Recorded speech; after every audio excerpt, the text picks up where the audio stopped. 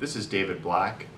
I'm discussing today something very common, something that I do most of my business with, and that is DUIs, specifically misdemeanor DUIs that could occur anywhere across the valley from Phoenix Municipal Court to Scottsdale City Court, as far east as Apache Junction, as far west as Estrella Mountain Justice Court in Buckeye. One of the most common questions somebody has when they get a DUI is, what is this paperwork? What are all of these different sheets of paper that I've been given? Today I'm going to discuss the complaint, the citation. That piece of paper will probably say Arizona traffic ticket and complaint at the top. You may have one, or if you got cited with a lot of different crimes, you may have more than one. We frequently get calls and people are scared and they say, how the heck is it that I've been charged with 3 DUIs?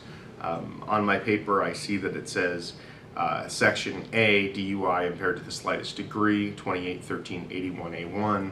Section B, DUI .08 or greater, Section A2. And then extreme DUI, 1382. Sometimes there's even 4. Another extreme DUI, BAC greater than .20.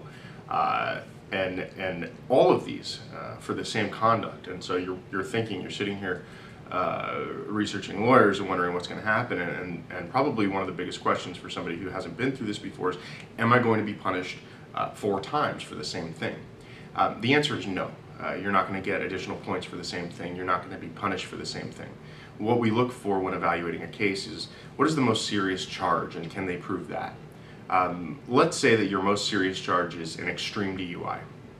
That one will typically be the third of 3 DUI charges, and it will say BAC greater than .150. The analysis then begins with, can they prove the extreme DUI? And that's a big question, because the extreme DUI carries extremely more serious penalties than the regular DUI. Regular DUI, the minimum mandatory is 24 hours in jail. The extreme DUI is 30 days. Now, there's all sorts of new advents in the law that are beneficial to us that could include home detention, but there are still some courts that don't do that, and so obviously we want to make sure that they can actually prove that extreme DUI.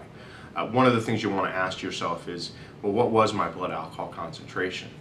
One of the ways you can find this out is by turning your sheet over and going to another piece of paper that you were probably handed, which regards the admin per se, or the suspension of your license.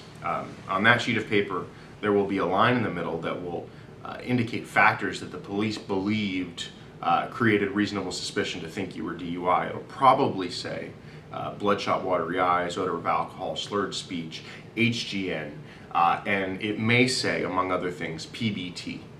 You want to look for that word PBT. Now that sheet's either going to be yellow or pink, and the officer probably, when they took your license, said this will be your driver's license. So if you get that sheet out and you look at the PBT, that'll tell you actually what your result was. If it says .162, for example, well, we know that's greater than a .15. But the portable breath test is relatively inaccurate, so we don't know what the blood is going to come back with if in fact they did a blood draw after that. Now if they did a breath test, you'll see 2 readings. It'll say intoxilizer results, and it'll have 2 different numbers.